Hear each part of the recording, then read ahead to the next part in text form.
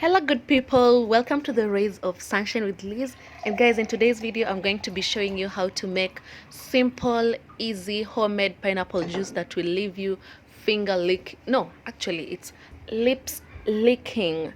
Let's do this.